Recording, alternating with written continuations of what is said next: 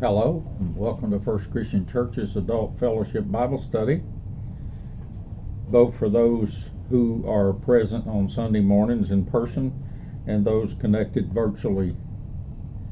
We continue with our in-depth study of the book of Revelation, with our focus being on what did it mean when it was written, trying to keep it as much in its original context as possible, and leave it to you once you understand that to interpret it into current situation. This lesson covers chapters 15 and 16, and those two chapters are actually one unit in Revelation, even though they're divided into two chapters. Chapter 15 seems to set the stage for the final series of 7 plagues, while chapter 16 is the pouring out or delivering of those plagues, called the wrath plagues or the 7 bowl plagues onto the earth. Those plagues, by the way, will continue for the rest of Revelation essentially as well. Again, notice the context, scholars tell us. John is reporting here from heaven in his vision, not from earth. He sees 7 angels with bowls of 7 last plagues, and the word last is there, or its equivalent in the Greek. The NIV writes last because with them God's wrath is completed. The pouring out of the bowls happens in this next chapter. Thus, and as I said, they're known as the bowl plagues. And I think the key point is, notice this time, unlike with the trumpet plagues and the seal plagues, where we only saw 6, even though 7 was announced, this time we will see all 7. He envisions a sea of glass with fire, and standing by the sea are those victorious over the beast, and they have harps and are singing. And the song they're singing is the song of Moses, the servant of God, and the song of the Lamb. Here scholars suggest John is reusing imagery from 1 Enoch, chapter 14, one of the Apocrypha books, and it is John's most thorough use of the Moses Exodus motif, if you will. Some suggest that fiery sea is blocking final access to God until those final bowl plagues are delivered.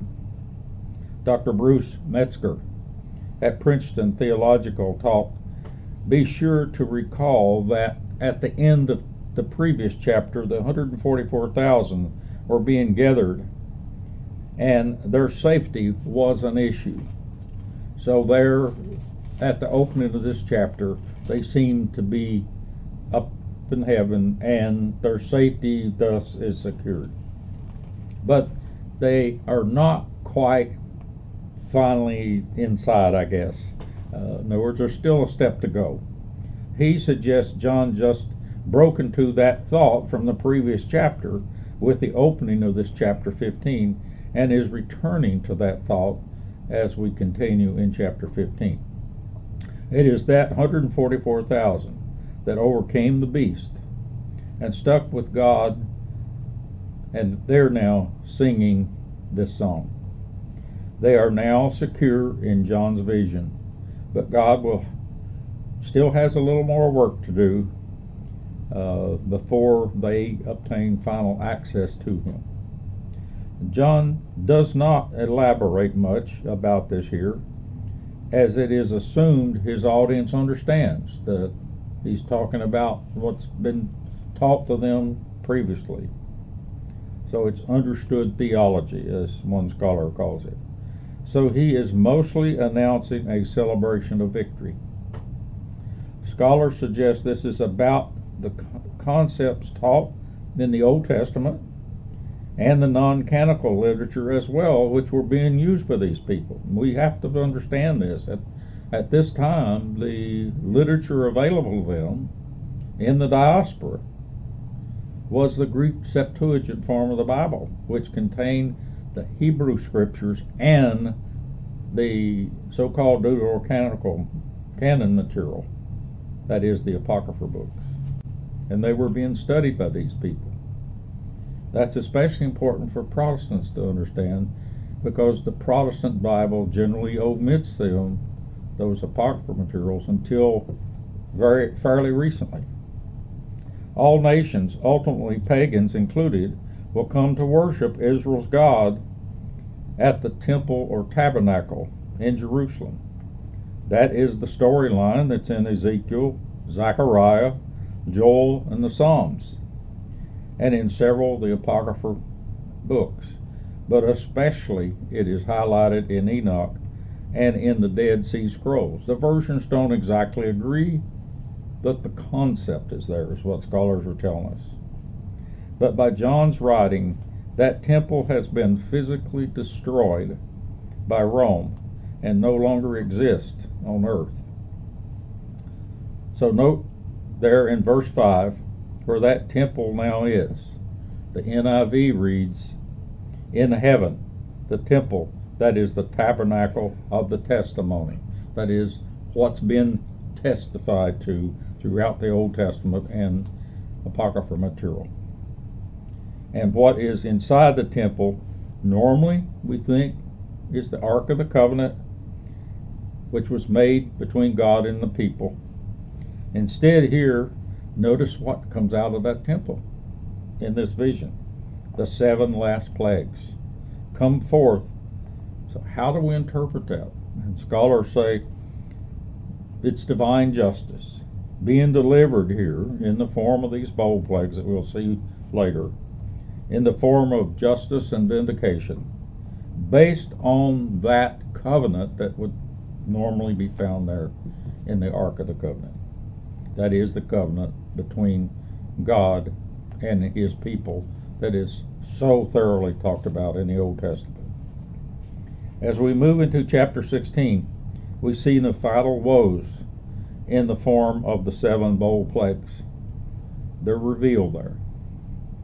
Scholars advise that we need to realize these are occurring, though in John's vision, over the same eschatological time period as the previous 2 series, that is the trumpet plagues and the seal plagues. Thus, this is not a continuation of time, or new time, if you will, but rather additional plagues occurring within the same time frame as the others. John just breaks it up into 3 sets of plagues, not 3 sequences of time.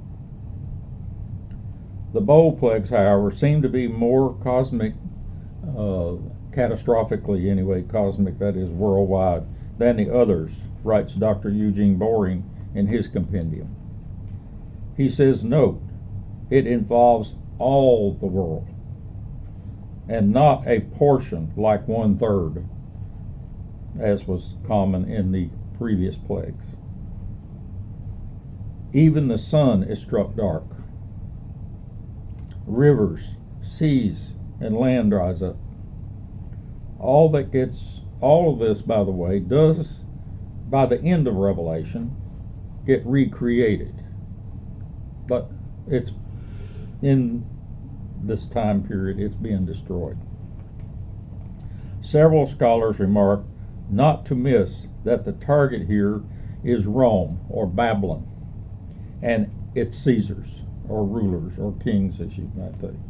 But he uses the Red Sea Exodus motif to code it, in that Egypt equals Rome in this analogy here, and the pharaohs equal Caesar, and passing through is the church, made up of true Christians and not Christians in name only.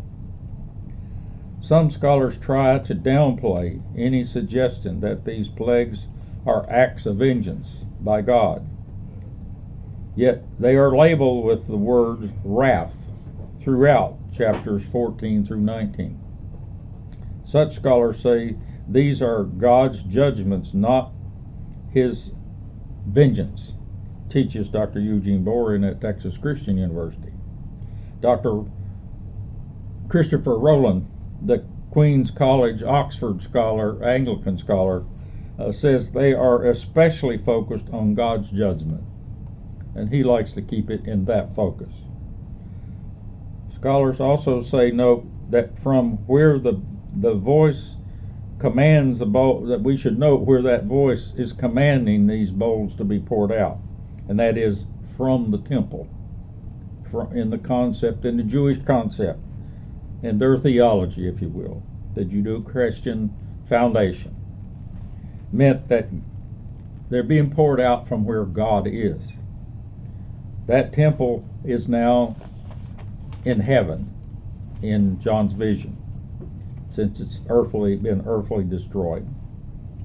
And the 140,000 are there too. Thus the wrath is more vengeful than the previous plagues. The word translated here as wrath in the Greek is thymos, Thymos. That Greek word is used elsewhere in the Bible to communicate the idea of human anger. And elsewhere in Revelation, it has been used to communicate Satan's anger. But normally in Revelation, the Greek word used to express wrath of God is orge, O-R-G-E, with the mark over it. Note thymos, that is not thymos, which is what we see here. So John has changed words. Scholars are not in agreement as to what John is doing here by changing the words, or why he might have done it. But they do agree it seems it's intentional and not accidental. The more evangelical scholars suggest that we just need to accept it as God is delivering righteous judgment. And righteous justice, I should say. Scholars, especially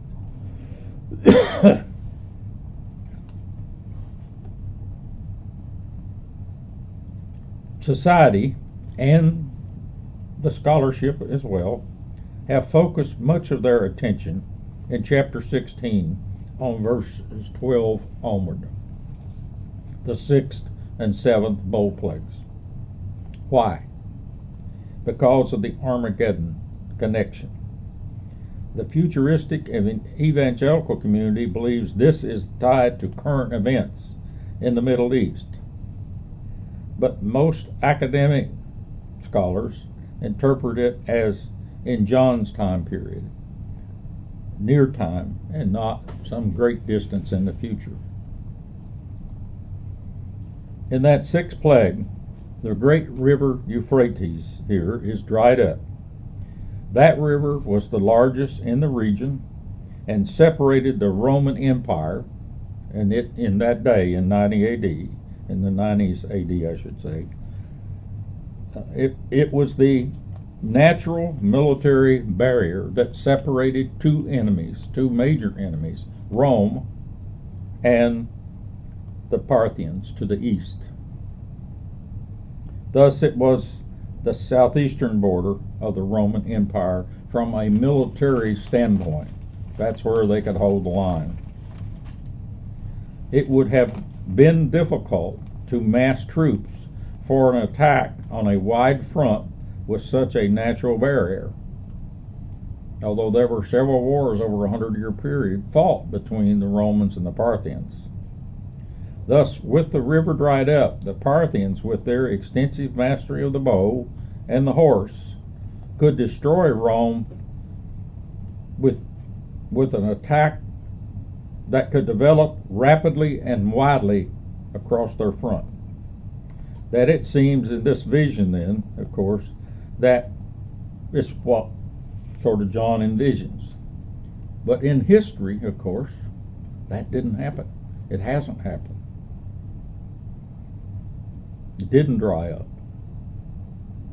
And the Roman Empire, when it ultimately fell several hundred years later, didn't fall from the south, but it fell from the north, from the Germanic people. And so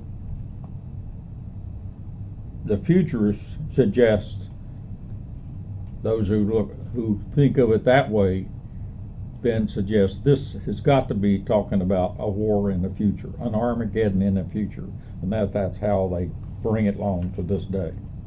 There is no place, though, in the region called Megiddo or Armageddon, nor a battle of such name.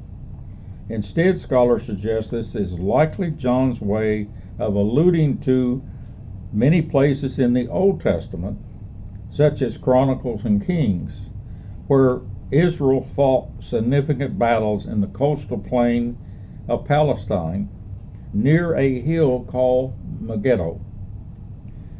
There is a school of thought that says that the standing command in the early part of the Old Testament, after David forms them all together and reunites them, was for them to gather their armies from the 12 tribes of Israel and meet at Megiddo. So the armies gather, the units, subunits from the 12 tribes gather at that one place, and then from there they launch whatever they need to do, regardless of where the battle might be fought. For example, one of those battles that gathered, in which the troops gathered at Megiddo, was the great battle between Assyria and Judah. And the famous king, one of the most famous kings, thought to be one of the most righteous kings of Judah, was King Josiah. And he was killed at that battle, and his body was returned to Megiddo. Dr. Christopher Rowland, in his compendium, reports that by the end of the Hebrew Bible period, it was often referred to as the event of that day, meaning that day when our most righteous king and reformer of Judaism had been killed by the adulterous people. Let's spend some time covering the alternative school, or the futurist interpretation of this Armageddon, as it is much more common in society, well ingrained in society, and taught widely by the evangelical church communities. Their theory is that Armageddon is the name of a battle to be fought in current events, that is, in our time. It is linked to the Middle East. Dr. Craig R. Kuster at Luther Seminary says such people believe and teach that a battle will range across northern Israel and into central and southern Jordan, ultimately culminating with fierce fighting in and around the city of Jerusalem. God's side, he says, will ultimately win in their scenario. It is pictured that way also in the Dead Sea Scrolls. A huge battle with thousands of warriors armed with iron swords, bronze shields, and spears is the way they describe it.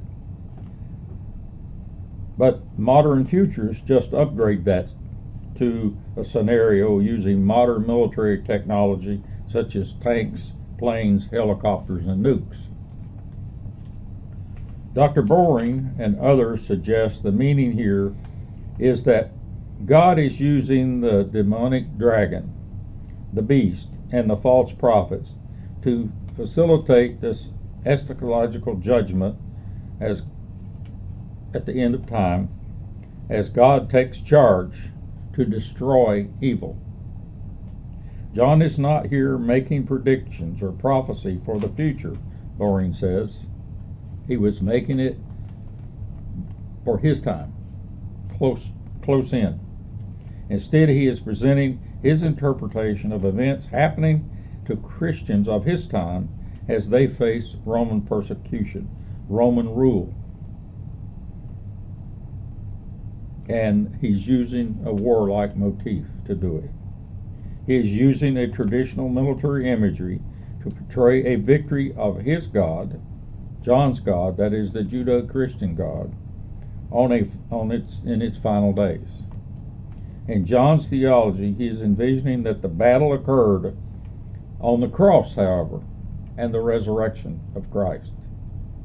He is not predicting a big battle for the future, but a way of understanding Christian circumstances and Christian theology in near terms within the general Christian paradigm and the message that he has been teaching them all along, and now under such circumstances presented in this way so they have hope and assurance that that Christian paradigm is correct, and that they will stick out and hold fast to that belief of faith to the end, regardless of the level of persecution they face. I hope this gives you some idea of how the scholars, diverse group of scholars in this case, and alternative views look at this part of Revelation. I hope to be with you again next week.